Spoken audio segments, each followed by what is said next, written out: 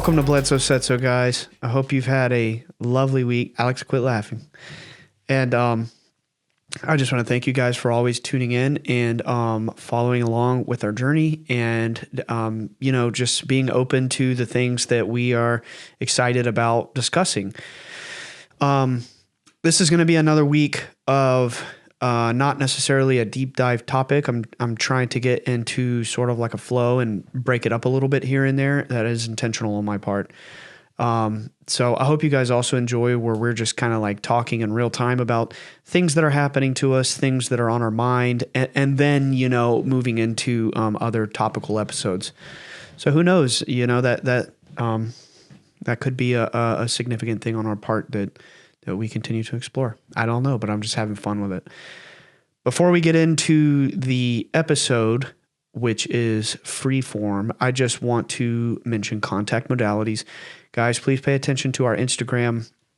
I'm not sure when this episode's going to air. Alex, you probably have a better idea, but I know on March 17th, sorry, my allergies are crazy today. On March 17th, we're going to be wrapping up a giveaway.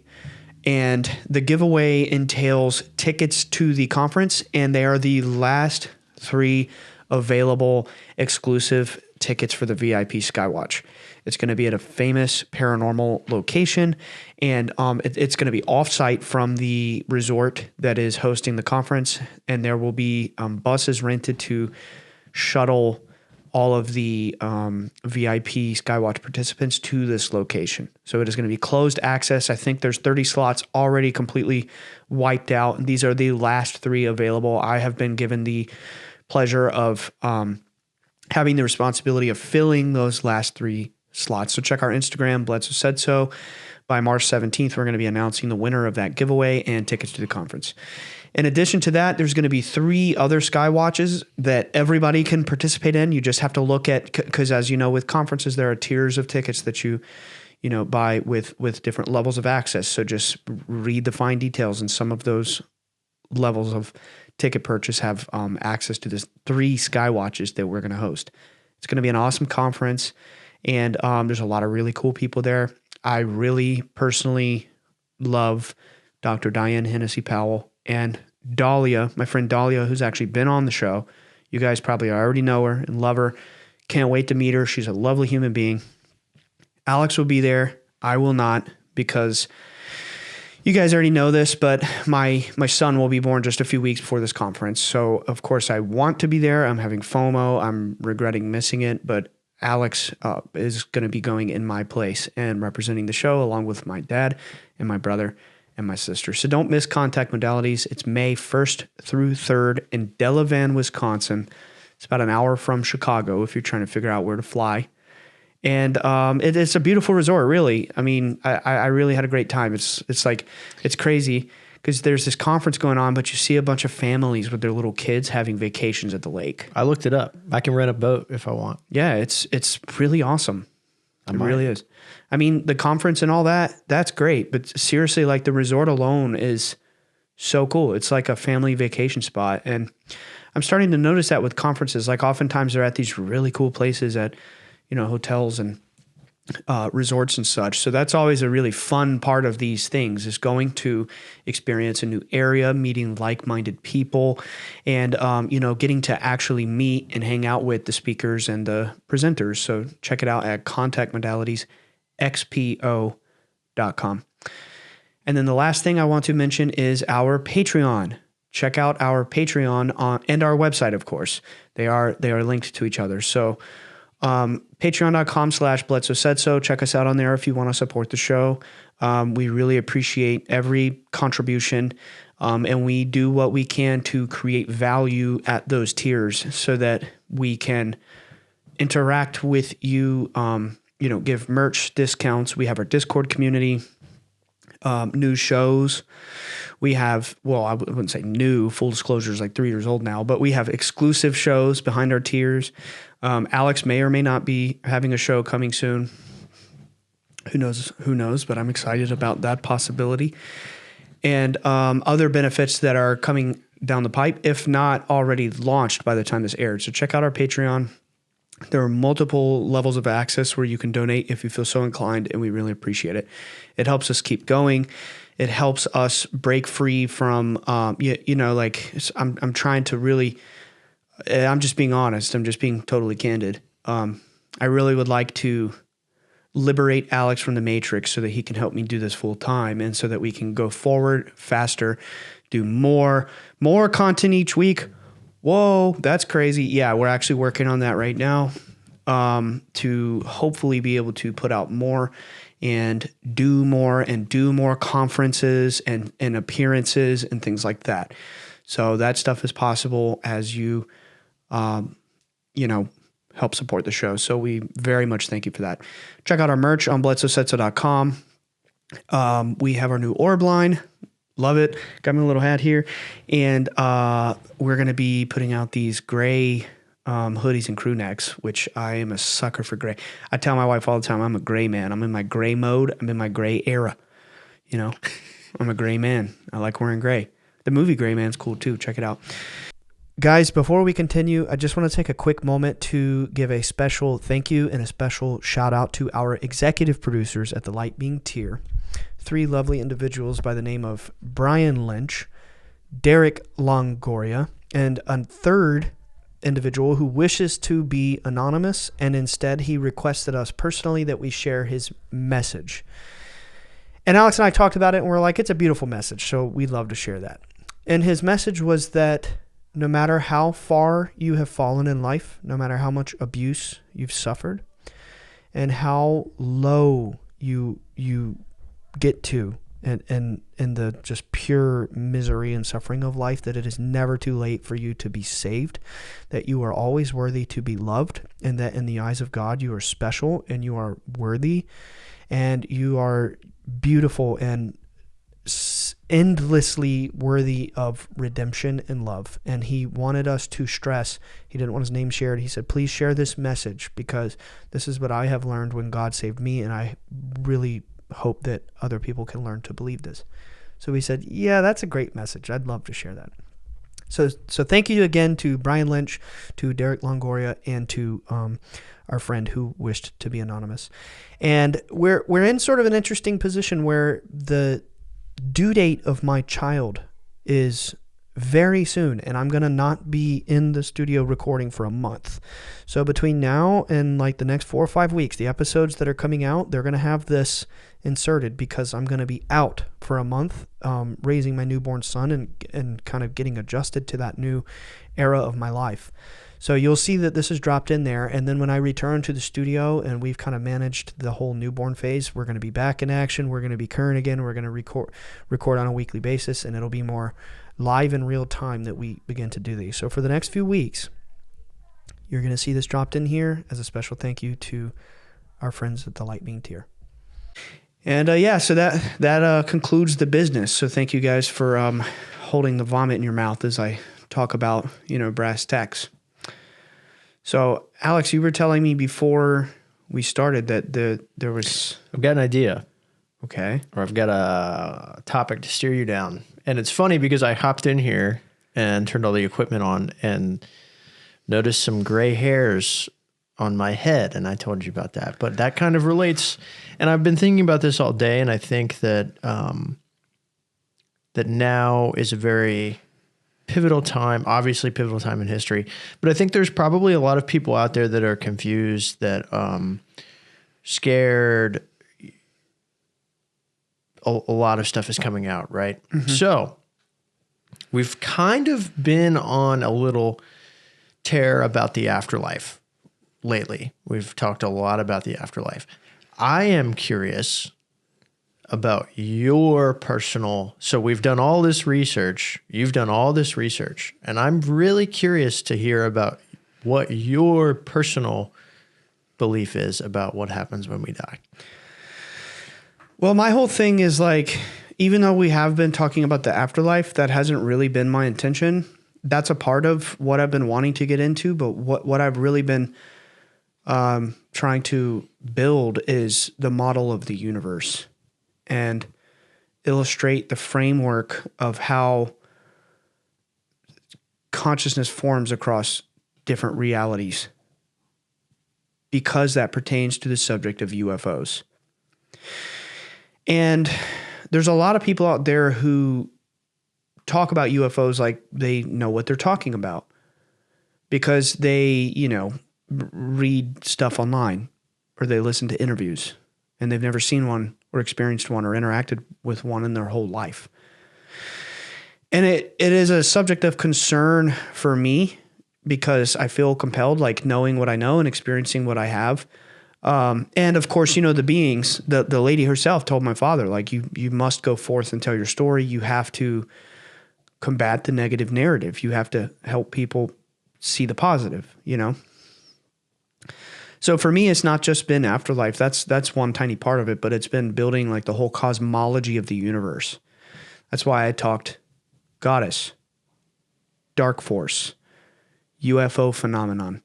And then we moved into, I can't remember the exact order of topics without looking at it, but all of those things that we have been hitting that were topical were in tension because in the back of my mind, I was trying to seed the notion of like the cosmology of the universe from the I guess you could say the wisdom traditions, ancient Egypt, etc., Western esotericism, Eastern esotericism, which I do believe when you take all of these views and you piece them together and you find the commonalities, there's the truth. And, there's a sore subject in the world today that gets a lot of people really riled up and really disturbed and really either really happy or really angry. Aside from UFOs, aside from that one and the fanaticism that it invites, there's another topic that when I say the word, immediately the light flashes behind people's eyes with joy or a darkness and they get really aggressive and they get turned off and they get mad. And that subject is Christ. And that very much is intimately involved with the UFO phenomenon. So I've kind of been weaving this narrative to pull all these different things together. Afterlife, which is a part of cosmology because that's another realm where, consciousness inhabits. Then we have the physical world, we have the spirit world, the different layers of reality that form from the one mind. And then we have, things like higher beings that never incarnated here in physical form. That's UFOs, that's spirits, gods. We talk about the Pistis Sophia, the lady, the goddess. So that's kind of what I've been getting at. Not the afterlife was a small part of it, but it's also a big, big part of it because it's the great mystery that we all will eventually experience. Unless, I'm just throwing a crazy idea out there. Unless some future comes where we all get so rapidly evolved where we just say, I don't want to die. And we just pull an Obi-Wan Kenobi or a Jesus Christ and we just poof away in a flash of light. You know what I mean? Well, isn't that kind of a theory in the sense of like you never die, you just jump timelines? Yeah, they call that, I can't remember what they call that, like quantum death or something like that. Right. I'm not super familiar with the science behind it, but I have had a thought about that just with an experience that I've had. Well, I was thinking about that last night, actually, without us having talked about it. But, let's just say hypothetically, what if in every zone, there's not like one bomb big enough to blow up the earth that I know of, right? But an asteroid. Well, yeah, something like that. What if, no, but that's different because people would see it coming. I'm saying, what if there was an event where you couldn't see it coming and there's like, for every little plot of land, there's a human or a life form. And let's just say in every one of those zones on the planet. So simultaneously, everybody dies at the same time because nuclear bombs explode. What would happen to our consciousness? I was thinking about that. It's like we would probably it would be like a flash and then it's just poof, we continue to exist. And it's like, what happened? And in some weird way, life would go on. Maybe because collectively we weren't all aware that we died. And you see this artistically, funnily enough, portrayed in anime like, why is Akira or Neon Genesis Evangelion, ones we both done episodes of, where there's like some major cataclysmic event, like a bomb in Tokyo or, and like from our perspective, it looks like a bomb and there's destruction. But from their perspective, it's like they just poof, they just go into another reality. And I suspect that kind of thing could be possible. Like, what if we just all died at the same time? Or what if the sun just goes and flickers and flashes and devastates the earth? Right. I mean, who's to say that hasn't happened before and we're still here? I will say, if you go and you can find this on YouTube, you have to dig. But if you like scour videos about the Giza Plateau with all the different monuments there, and you have things like the pyramids and even the Sphinx, and beyond that, beyond the pyramids and the temples and the sphinxes, there are also pillars. There are just free-form monuments like obelisks and things like that, just out in the desert. You know what I'm saying? So in most of these monuments, I only say most because I haven't confirmed by looking at every one on a video or whatever. People fly drones up there. People climb on top of them. They're filming it with a camera. You can observe that nearly every single one of them have extreme scorch marks from the sun. Mm. So what's the deal with that? You know, we're not talking about just a hot day. Like, it's been tens of thousands of years of hot days. You know what I'm saying? So that's indicative of some sort of extreme flash that literally burned. I mean, you're not usually looking at the top of these monuments. Right. But if you go on YouTube. Not that tall. Right. Well, but people aren't allowed usually to go up there. But people do. And my father put me onto this about 10 years ago. He became, after meeting the lady, he got obsessed with Egypt because she told him, and I can talk a little bit more openly about this now because he mentioned it on the Y-Files. I said this last week on the Pista Sophia episode.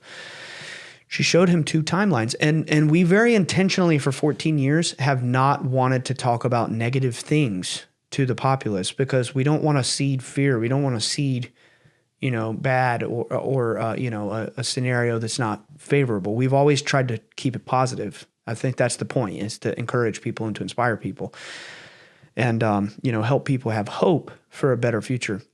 But she pretty much said, there's two timelines. I've hinted at this many times, that she always has said the book of Revelation will, as she said, as it is written, so shall it be.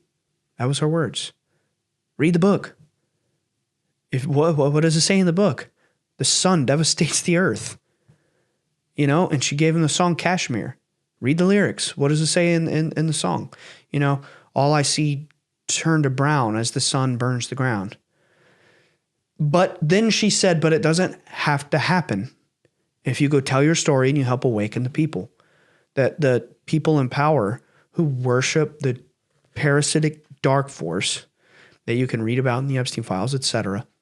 The truth's coming out, so I can, not hover on that, but, I think everybody's pretty much somewhat aware of that reality now, that we're not, just crazy for suggesting such a thought. But she basically said that those people, the ones in charge of the world, they worship the darkness. They worship the satanic force, the mental parasite. She said that the negative phenomenon is a parasite and that they are going to use the book of Revelation as a script to manifest a cataclysm. And she addressed the text and said, as it is written out, so will it be. It will happen. Read the text. What happens? It gets so bad here. And she even gave him the song. She gave him like 5 songs, but the one in particular, The Battle of Evermore. The lyric that says, God, I always blank on this lyric. I know what it means, but I can't remember the exact words of the lyric. But it's like the woe, the pain of war cannot exceed the woe of the aftermath. In other words, indicating to my father that it's going to get so bad on earth to a certain point that our souls are going to cry out to God, please help us. We need you. We need to be saved. We need help. And they will come. And it says in the text, what were you going to say? The pain of war cannot exceed the woe of the aftermath. Yeah. That's exactly what she said. Yeah. Good job. She put that in his head. Like, this is what it's going to come down to. If people do not awaken, it will be a cataclysm. And, if you read the text, Jesus comes back and saves the world. But this doesn't have to happen if you go and you tell your story. So that's why we're always like, what's going to happen? I don't know. It's up to us to figure it out. It's up to humanity. There's multiple timelines being given here. I truly don't know. But what I do know, and I believe in my heart, is that we should be positive. That's why for all the years I've been doing this, my main drive has been be positive, be encouraging, help people have hope and faith and be connected to the presence of God, because, there's a shift coming. I think that part is unescapable or inescapable, and it's undeniable that there's a split occurring, and it's already happening right now. And I know you asked what happens when we die, but It's okay. I'm enjoying this too. we can still talk about that. But there's a split happening, and that is inescapable. And I think it boils down to there are a lot of people in this world who are controlled. They are tapped in, and I say the Matrix loosely. I don't literally mean it's like the movie and we're, in a pod somewhere with a coordinate spine. It's not like that. But, that movie's based on Gnosticism. It's an allegory for Gnosticism, which is an allegory about the human condition. Allegory means metaphor in the form of a story. Like King Arthur and the search for the Holy Grail. It's an allegory about this search for enlightenment of the human soul. You know what I'm saying? So the Matrix movie is just an allegory about our condition here. So when I say the Matrix, I don't literally mean the movie and it's a computer simulation, but there is a matrix. It's a matrix of language. It's a matrix of power. It's a matrix of wealth and domination and suppressing knowledge so that we can't awaken to our true potential. And there's a lot of people controlled by the matrix, and they listen to the TV, the news, the media, the right versus the left, political garbage, and they are so emotionally, spiritually tied to that they base their opinions about their fellow man and about reality based on what they're told by their political gods.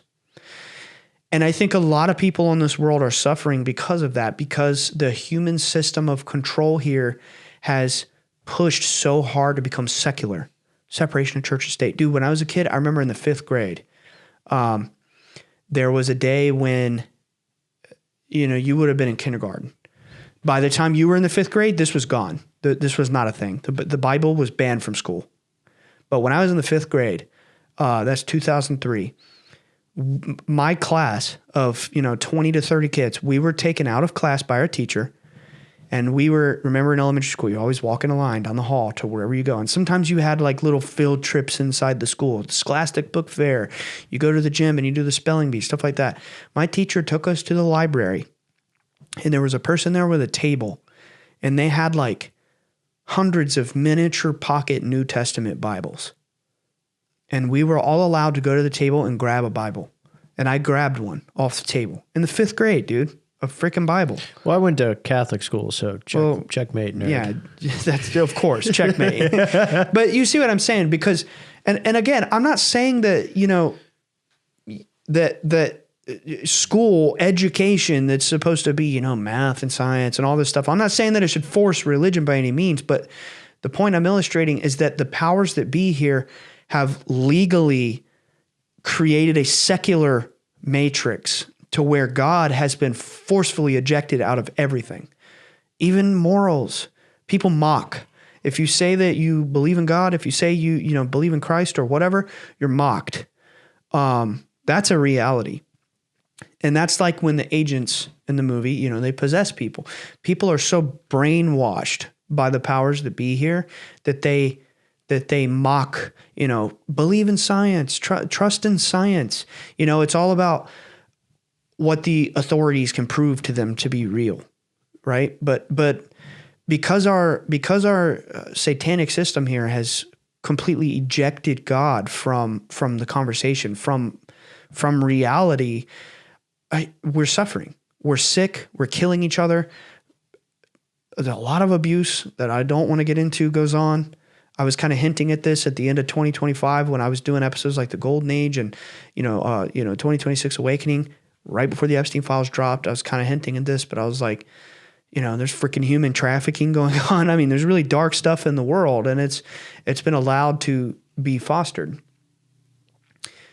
And so there's a split going on, right? And I think that it's coming down to those of us who can separate our mind from the beast system and not be controlled and not just obey what they tell us and, be free of thought. I want to like take a second on that one. I think there is that separation, right? That doesn't necessarily have to be a physical separation. I don't think it is. And it's like, it's a separation of control. So like, it's like if you have a healthy relationship and healthy boundaries, like, then that's on you. You know what I mean? Like, I don't know. I feel like I'm adding some weird disclaimer, but it's like, it is also just a big thing that's easy to point a finger at. But like, I would say that for the most part, a lot of people probably don't have a healthy relationship with healthy boundaries with a lot of things. Mm-hmm. And all of those things that are putting your inner light out or stifling your inner light or keeping you from being, this happy person, then, those boundaries need to be looked at and checked and put in place for your sake, not mine. You know what I mean? Yeah. You know what's crazy? Today, while you were at work, the freaking New York Times posted this, or it was the New York Post, one of them. I don't really follow them that closely, but it'll pop up on Twitter, right? But the point is, several mainstream, if that's even such a thing anymore in the news world, where anybody can just tweet a fact and it can get millions of views, right? But mainstream establishments have been reporting on this today. So it seems to be real. It seems to be accepted as a credible source of information. A member of Bohemian Grove just leaked a list of wealthy elite insiders that regularly attend Bohemian Grove. And I haven't looked through the whole list, but it's like a lot of actors, politicians, stuff like that. So truth is coming out, But, so the split is happening. I don't think it's necessarily physical. I do think it's more like those of us who are awake, we have broken free from this matrix of control. We are free of thought. We're in search of the highest good and the highest truth, no matter what that looks like. That is a humbling journey. It is a humbling journey. And to do this, you must be humble. To even admit that you are in search of the true truth means that you are willing to take a hard look at yourself and dismantle your own view of the world and open your mind for something different to come in and replace what you thought was reality. So you have to be open-minded and open-hearted to, be filled with truth. You can't have any sort of like egoic attachment to what you think is exactly reality. So, if you're being hateful of your neighbor, because they have different political views than you're controlled. If you're watching the TV and you're getting extremely negative emotional reactions, watching things like, Congress or news about events or, State of the Union or any of that kind of political crap, and you're getting so upset, oh, I hate that politician, I hate that politician, or I hate that one, or I hate that, and you're getting so upset, you are controlled. Right. When it goes from I disagree to I hate. Yeah, and I'm upset. I'm so mad. I'm so, you are controlled. Hey everybody, this is Alex of Bledsoe Said So. If you've been following the show for a little while, you'd know that I just had a child, and this has been one of the most life-changing experiences that I've ever been through. However, it has made me way busier, and I'm sure many of you out there are parents, and many of you out there are busy. But just because you're busy, it doesn't mean that your spiritual exploration and your meditative practice has to suffer. That's why I'm so excited to tell you about what the geniuses at the Monroe Institute have come out with. They have released the Gateway Voyage online. So you can go to the monroeinstitute.org and you can purchase the traditional Gateway experience, but in a way where you can take all of the courses self-guided from the comfort of your own home, all for a fraction of the price. If you go to the monroeinstitute.org and use code BSS at checkout, you'll get a discount on top of the already discounted price when compared to the traditional Gateway Voyage. Gateway Voyage online. Use code BSS at checkout. Point blank. You are a zombie. If you allow yourself to be infected and your emotions be completely disrupted by outside forces, then in some way you're controlled. So I think that's kind of where the split lies. And then to take it a step further, because I don't believe that, morality is, this person has, I get along with them, but they have a different political view than me, or a different religion, or a different whatever. No, you don't get to decide who is good or who is bad. There is an objective universal law here. There are objective truths that we can't deny. One of those objective truths that is a very ancient spiritual law that was taught by many masters and very much emphasized by Christ. I talked about it on the Rudolf Steiner book, the Way of Initiation. Like, first step to becoming open to the presence of God is to the best of your ability, guard your thoughts carefully and release your judgment of others. Jesus said, worry about the log in your own eye before you worry about the speck in another's. The tiny little speck. I have really been trying hard on that one. Or the beam. After reading that book. Which book?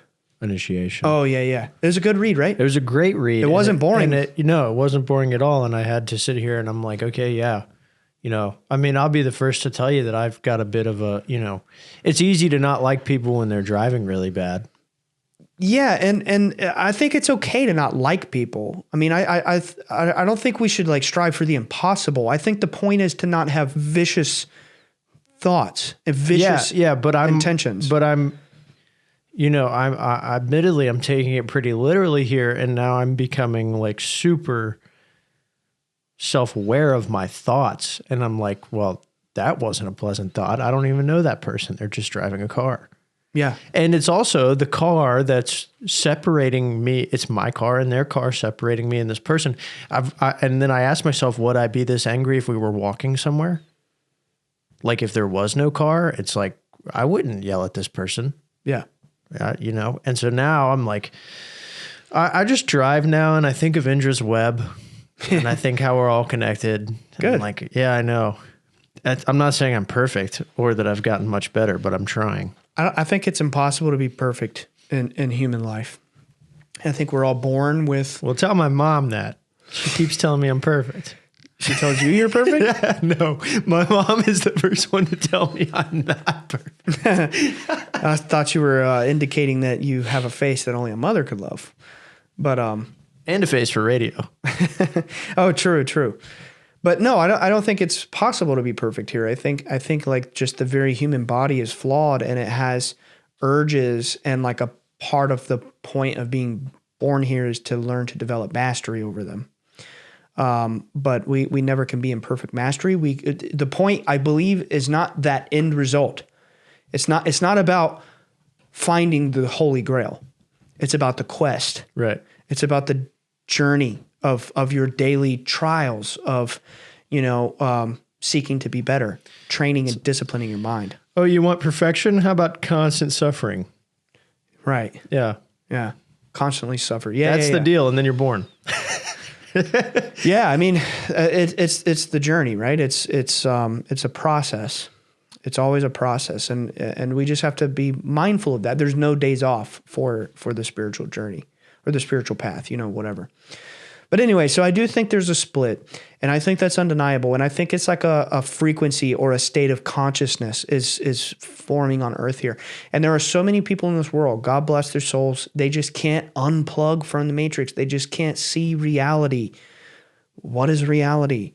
It's not, just kicking your feet up and just watching the Grammys and, being so excited for the next Billie Eilish album. That's not reality. That's an illusion. That's a trap. Reality is, this is a pretty hard fucking place sometimes. And there's a lot of darkness in this world. And we all have a responsibility to be objectively good and to shine a light and to reduce these measures of control on our mind from outside forces and grow and progress so that we can help others. And people say things like, well, you can't help anyone, you can't save anyone. No, but you can try. You can encourage people. You can you can do your very best to inspire others. I mean, holding the door open or smiling at someone may very well save their life. Yeah. I mean, you can't make anyone do anything, but you can be an example to them, right? You can inspire them through your actions, through your words, good thoughts. Yeah. How many people around you look up to you? You don't even know it. Right. So that's a point of contention I find. Well, people are like, well, you just got to focus on yourself. No, I don't think so. I think we do have to focus on ourselves, but the point is so that we also, of course, our own journey matters and all that, but also so that we can have great impact on others, because the more that we impact with goodness, with kindness and radiate light, it's like creating a network of people here. It raises the vibration. It's like Indra's web, like you said. It creates more of a broadcasted signal for that light to be manifest here on Earth. It's like creating a network, like a Wi-Fi system. The more people that we inspire to raise their vibration and raise their consciousness. So I think we are responsible for doing the best we can to minimize our negative impact on others, and that very much includes our thoughts, to the best of our ability, not be judgmental, and just do the very best you can to free your mind, because that split is happening, and I think for a lot of people, as the destruction of the old world progresses, they're going to think it's the end of the world. As the beast system is collapsing and they are zombies for the beast system, they can't free their mind from their favorite political influencer, basically. They're influencers. Or their favorite Grammy artist or Oscar winner going up on stage and going, political slogan, and they're just like, yeah, I'm with you. Like, no. These people are, read the files. So before we get to my first question, can I ask you another question? I can't keep putting you on the spot, but this one, all right. This one is, I think it's interesting. I want to go back to the scorched earth, right? Egypt, scorched earth. In a moment, everybody dies. Solar flare situation. Hypothetically. Yeah, this is hypothetically. This has already happened, right? How do we, the human race, bounce back from that?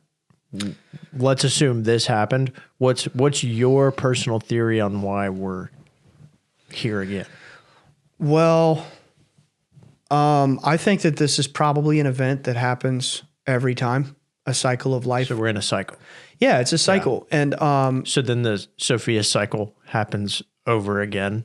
I think it's eternal. And that's exactly what the Ouroboros means. It's this eternal cycle. And what is eternal? When you leave material reality, there's no time. You know what I mean? I think because of the brain and our physical body, we kind of have a limiter on our intelligence at the moment. Yeah. I also think the time thing really adds to the existential dread. Like the fact that my brain cannot comprehend eternity is what drives that, oh my God, I'm going to be dead for forever, existential dread kind of thing. Yeah, time equals death. Right. With no time, there is no death. There's only eternity, right? But I do believe that this is an eternal cycle that happens here, that we are not the first incarnation of mankind. Obviously, we have stories like Atlantis and Lemuria. I think it's hard to know exactly what version of that is the truest truth, but I think that when you look at all the different explanations of them, from Edgar Cayce to the Rosicrucians to the Templar Knights to Blavatsky, you see that they're kind of all hinting at the same thing, which is that it's not a land, it's not a continent, but it was not a physical place necessarily, but it was a form of reality. It was a precursor to the current form of mankind. Dude, last night, I'm laying in bed, right? After you left, we were hanging out last night. And I'm looking through my Twitter, and the thing that I see, and I know it's X. I don't care. I I call it Twitter. I'm looking through my feed, and I'm scrolling, and I just keep seeing these posts. Dude, so they just apparently recently determined.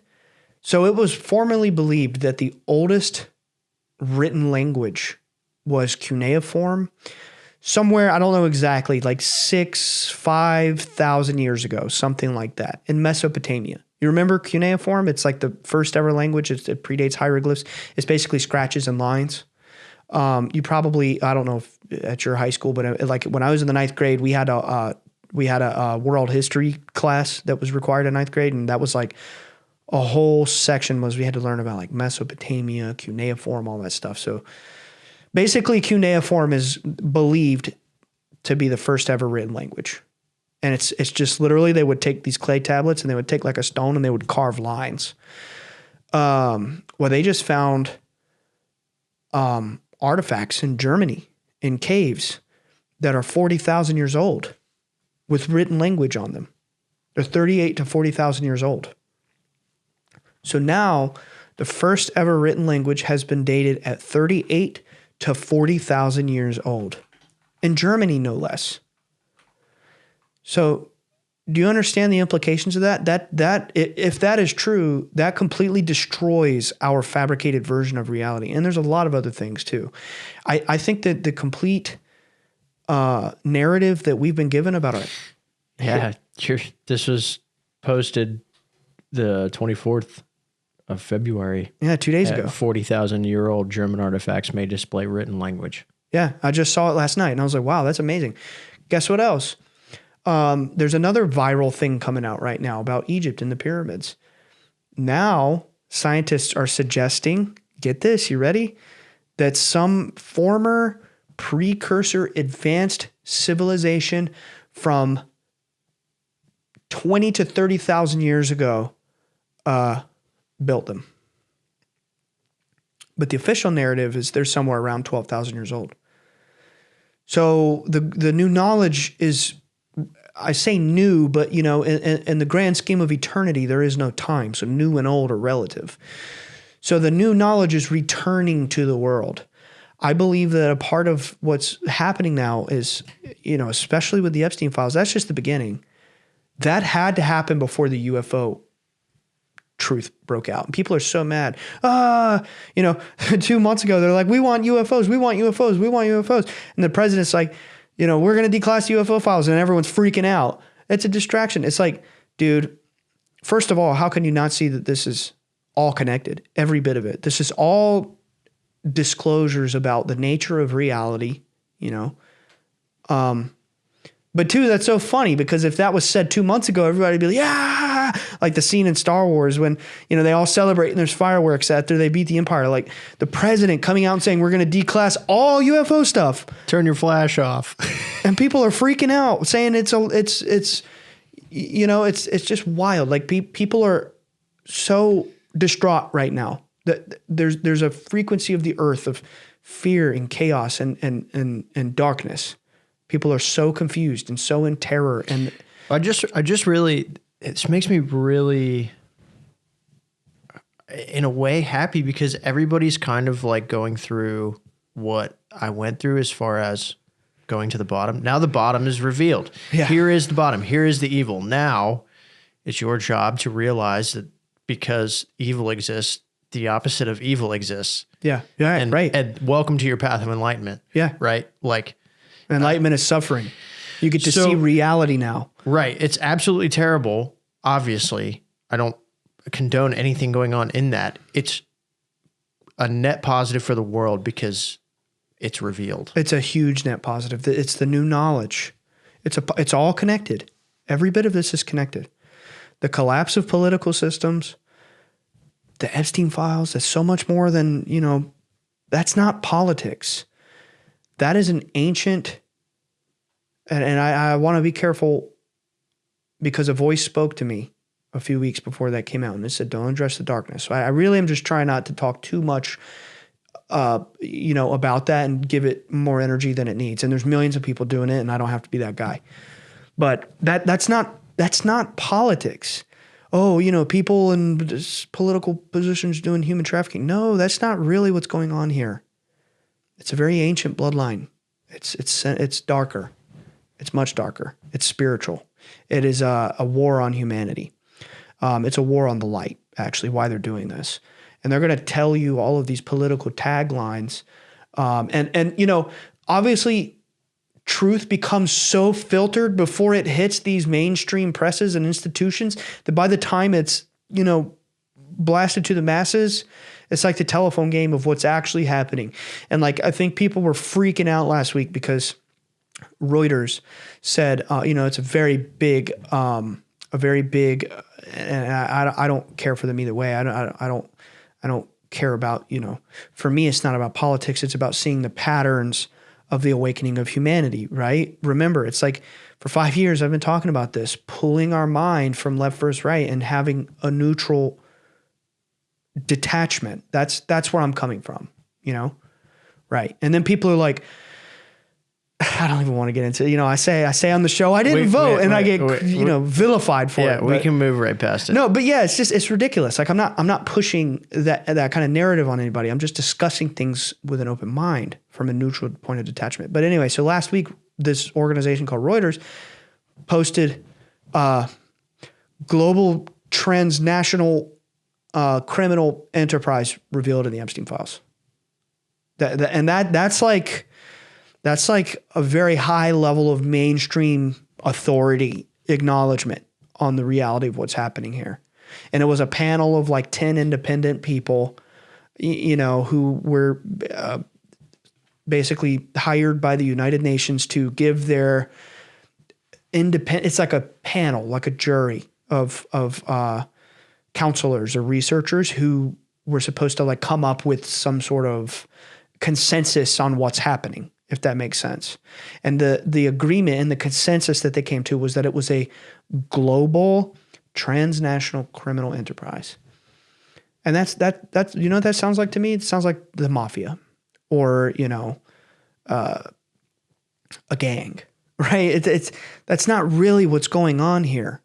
That's what I'm trying to say. By the time it filters all the way up to the mainstream, they're going to say a certain string of words that don't really paint the true picture. But the true picture is this much darker, and it's worship. And this is what the lady told my father, that these people, they worship this force and they hate humanity. They despise the light, and they're trying to wipe us out through cataclysm. And they are scripting global events through prophecy, through the book of Revelation. So for years, I get a lot of flack when I talk about UFOs or whatever, opinion I have. And people are like, you said not to, listen to other experiencers, or you said not to do this or do that. Well, no, what I'm really saying is free your mind and don't believe everything you're told without using discernment, without vetting things, and be guarding of your mind and not just take everything that is being crammed into you. You have to be very careful about the information that you allow into your field of perception. You can't just, there's a lot of people out there that are, having experiences. And this might sound as a shock to people. For any one person in this world who is like, oh, I've met a lot of experiencers, like I've met thousands. In 19 years, thousands, if not tens of thousands of people have reached out to me, messaged me, emailed me, stuff like that. And guess what? 99.99999% of them, they're like, I saw orbs. I saw videos of, they send videos of orbs or whatever. So I'm trying to say there's a degree of reality that is true here that we're not being communicated by the elites, including things like, the Epstein files, the UFO phenomenon, politics, all of it. It's a matrix of control. So there's a great deception being perpetrated on the masses. How do we get on this? You asked me what happens when we die. Whatever. We'll get back to that. I'm still waiting for the answer. We'll get back to that. But, so we just have to be very careful about what we let into our mind. And what I genuinely believe to be true is that the UFO phenomenon, it is positive. And guess what? The power pyramid that is responsible for the Epstein files and all the abuse that is contained in them, that is the same power pyramid that is putting out the lie, the narrative about UFOs for the last, 70 to 80 years. And believe it or not,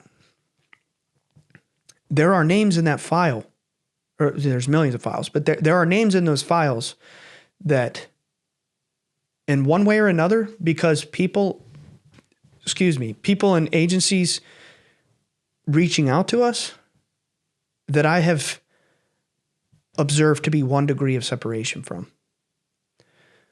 What I'm trying to say is that the people in these files, I know for a fact through experience and talking to people from positions of power and authority, that they try to get their grips on this subject and control the narrative of UFOs as it goes out to the masses.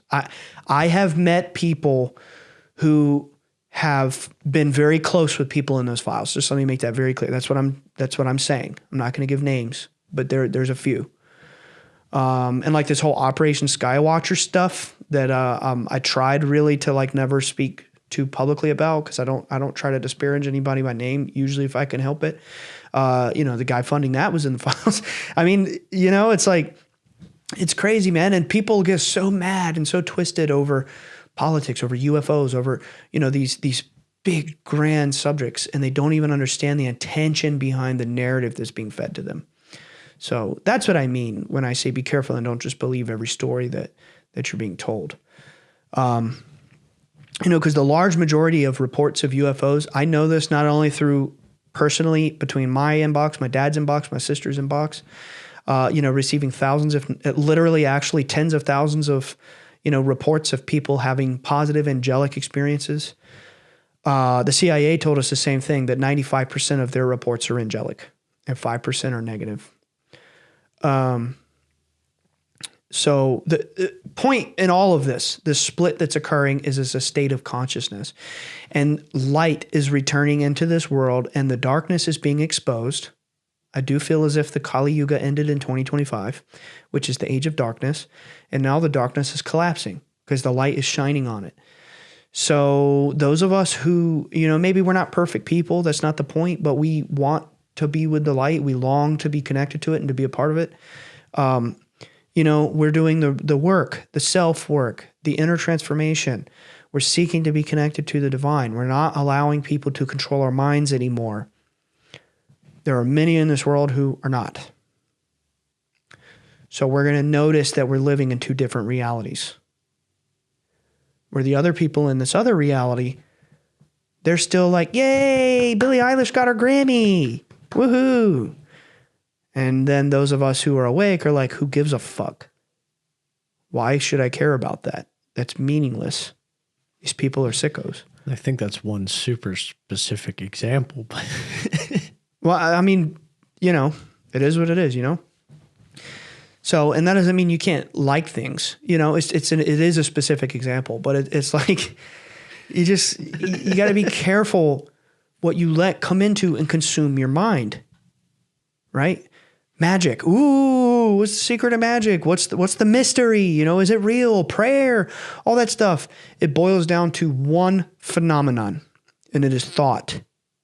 It's your thoughts. It all begins and ends with your thoughts. The whole point of rituals or any sort of practice is to alter your thought. Your power is in your thoughts. Thoughts are what manifest. Thoughts are things. So you must guard your thoughts and not allow outside parasites to poison your thoughts. That's the whole point of all of this, why I'm talking about this stuff. Because we have to guard our thoughts. So what happens when we die? You asked me that like 50 minutes ago. What happens when we die? I don't know, but I'll tell you what I believe. 50 minutes for I don't know? I'm on the edge of my seat, man. I'll tell you what I believe. I mean, I've never died. How could I know? I know my dad's had a near-death experience. He's had 3. I'm just messing with you. No, I truly am curious about your, because I see you as someone who is versed on the topic. Both of us. I mean, I know we haven't just been on a run about the afterlife and death. We've been on a generational run. We've consumed a lot of really great knowledge, and I just want to know if that's influenced your personal belief, or Sure. if it's been the same the whole time, or what it is, because we don't really talk about it personally. Yeah, I mean, I don't know, obviously, because I've never died. I've never had a near death. But my dad has had 3 near-death experiences, and I've met others who've had them. And I think, especially after doing like the Tibetan Book of the Dead episode, the thing about that text that's so amazing is that, it's not a religion. It's not something that is required for you to believe to have this experience. And truth works that way. You don't have to believe it for it to be experienced. Well, in a sense you do. Like, you have to believe that you're good to be good. You know what I mean? But in other words, truth is objective. I don't want to, be black and white thinking. Like, belief is important, but truth happens whether you believe it or not. So that's what's so cool about the Tibetan Book of the Dead is reading it. It's like a lot of that information wasn't new to me. It was just complex. It was articulated, but it actually carries over a lot into like how they describe death at the Monroe Institute, because for almost 50 years now, they have done a lot of work going into very deep psychic states of consciousness and communicating with dead people, basically. Kind of like you could say kind of like mediumship, but I wouldn't say it's the same thing. Mediumship, I think, adds a connotation that I don't always like. That's another subject. But they've done 50 years worth of work communicating with dead people and helping them and assisting them in crossing over. And I think they have a very good understanding of death and what happens. And this is something that, like, when you go to Gateway, or when you just like talk to Monroe Institute trainers and you ask them, chances are they've done lifelines, or they've, been around it, or they've just, learned about it so much that I think they have a really good understanding. And essentially it boils down to, what do you believe at the time you die? If you believe that you're going to wait in your grave for 1,000 years until you hear trumpets signaling you to return home, you're going to be sitting there for a really long time. If you became really awake in life and you have a pretty good, healthy understanding of the death process, and you know that when you leave the physical body, you're free, I think you can just move on to other levels of reality. Like, I think you're free when you die. But I think if you're a negative, vicious, malicious person, spiteful, hateful, dark, not, seeking the light, you're going to have a very hard time when you die, because you'll probably notice that a lot of those people that are on that negative vibrational path in life, they don't have a healthy relationship with the afterlife, the spirit, the soul. They are suppressing their psyche through guilt, through fear of any sort of consequence for their negative actions. They're deceitful. I don't think that I think when they die, they would have it harder than us. And I think that, like it talks about in the Tibetan Book of the Dead, the beings indicated similar things to my father, that like, if you were a nasty person, when you die, there could be spirits there that torment you to teach you lessons, that you don't get it off easy if you're horrible here in life. You're going to get the lessons regardless. You're going to get the lessons regardless. I think that you do experience a life review. So when you die, it's like you see, and they talk about this in Egypt, right? Was your heart light as a feather? It's like that. You're showed a review of the things that you've done I don't think you literally watch every second of your life like a movie, maybe, but I think you're more or less shown in a symbolic way the consequence of your actions towards others.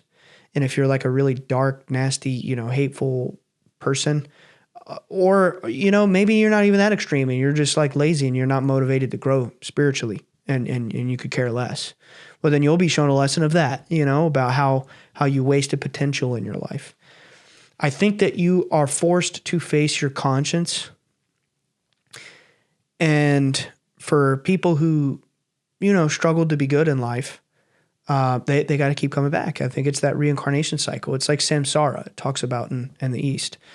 We talked about this in the Pistis Sophia. It spoke about the realm where the dragon encircles that chaotic realm, and it's symbolic of the Ouroboros, right? But it's the same concept. It's that there's this eternal cycle of life and death, and the only way to escape the cycle is through becoming enlightened. Enlightened means being free of heart and mind. You achieve gnosis, or as they say in the East, you achieve nirvana. You realize the transcendent knowledge that you are God. Not the like, I'm God, so I can do what I want, but the you are God, so you've got some work to do to realize that, to manifest that in this vessel, to evolve your consciousness to be a vessel for the God within, which includes light, love, unity,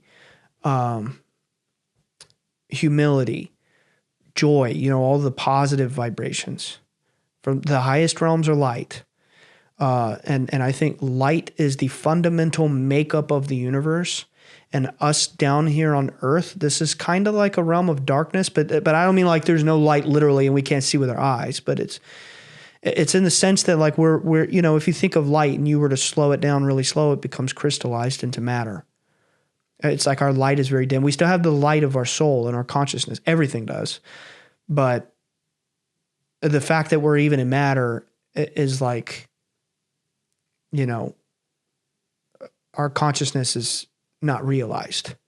It's not reaching its full potential. It's heavy. It's a slow vibration. So to become enlightened, you have to raise your vibration through following the way, being good, purifying your consciousness.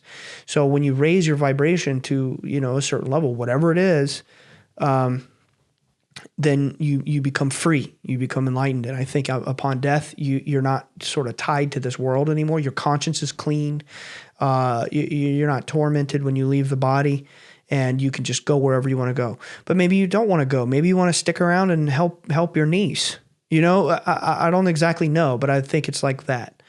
I definitely don't think that you go to hell forever. I think it's like for all of those people who don't evolve to the next cycle, they go all the way back to the beginning.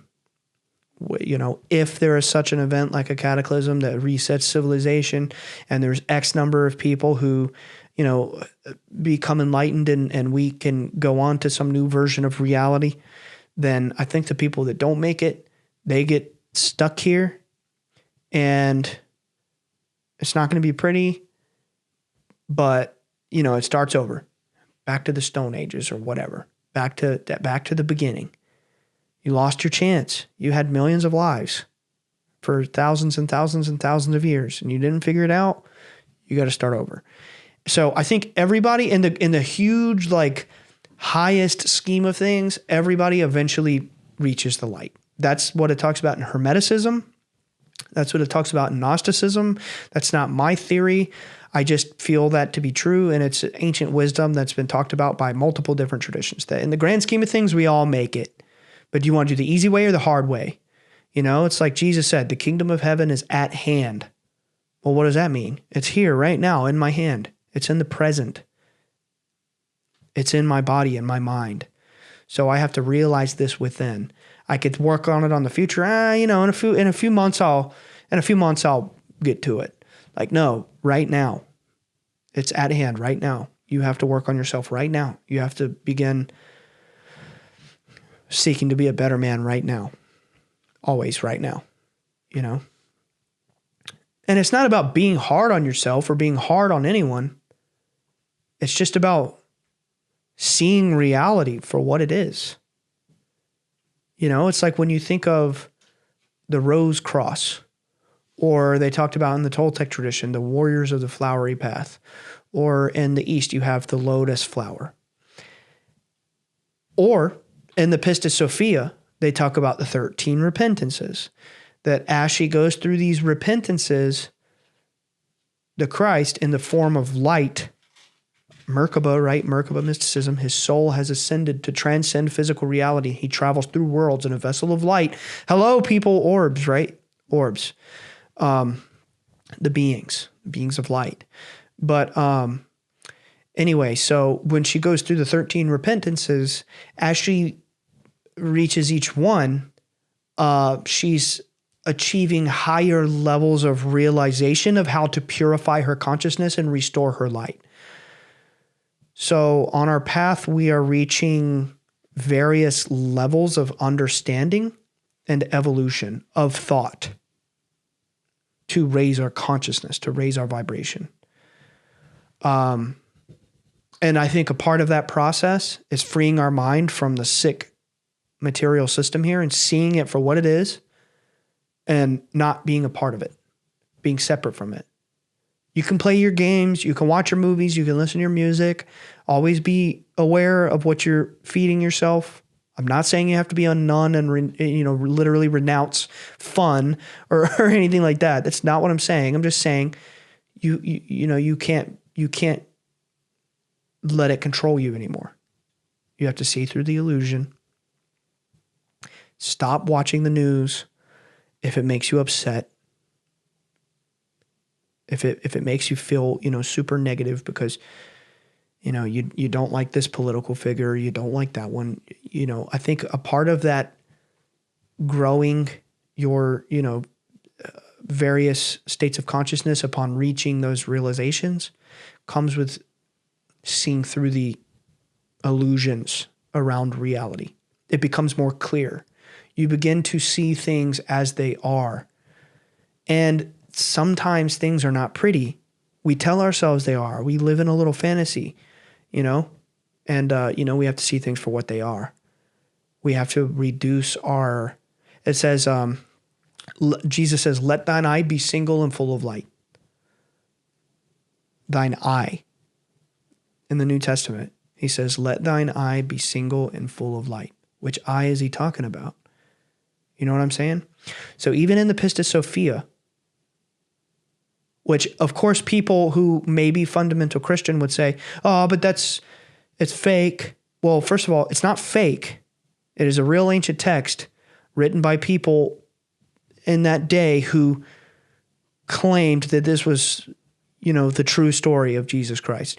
The only reason people may say it's fake is because it wasn't taken by the Roman authorities and put into our Bible. But it's no more real or fake than, the New Testament Gospels. It's just which ones are we allowed to believe are true, right?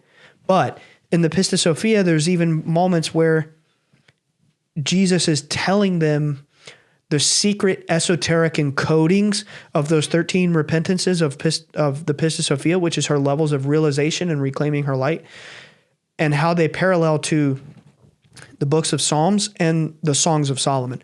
So even in that ancient text thousands of years ago, they're telling you that there are secrets in their scrolls encoded there esoterically, right? So we have to understand that there are certain things about the Bible and the teachings of Christ that are esoteric. People who are very fundamental, old-fashioned Christian, they reject that. And they're like, no, it's literal. It's not always literal. Sometimes there are secrets of wisdom that is for those who have the eye to see, figure it out. For the rest, it's like, take what you will. But, so what do you think he meant when he said, let thine eye be single and full of light? Thine eye? Is he talking to a bunch of people with literally one eye? No. He's talking about your third eye. So, you got to see things for what they are. You got to see reality for what it is and not let these things control your mind.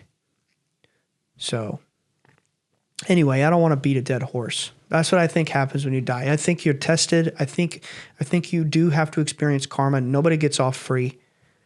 And, but ultimately, I think, because of the beauty of reincarnation, we all, in the grand scheme of things, we all eventually get to figure it out. Whether it's in this lifetime, whether it's millions of years from now from the Earth perspective, I don't know. That's, I'm not the judge of that, but I think that all light belongs to God and all of that light returns to God eventually. So anyway, hope you guys enjoyed this one. Any thoughts? No, thanks for answering my question. I thought it was great. Good job. Awesome. Well, we'll see you guys next week. We love you very much. And, have a good week.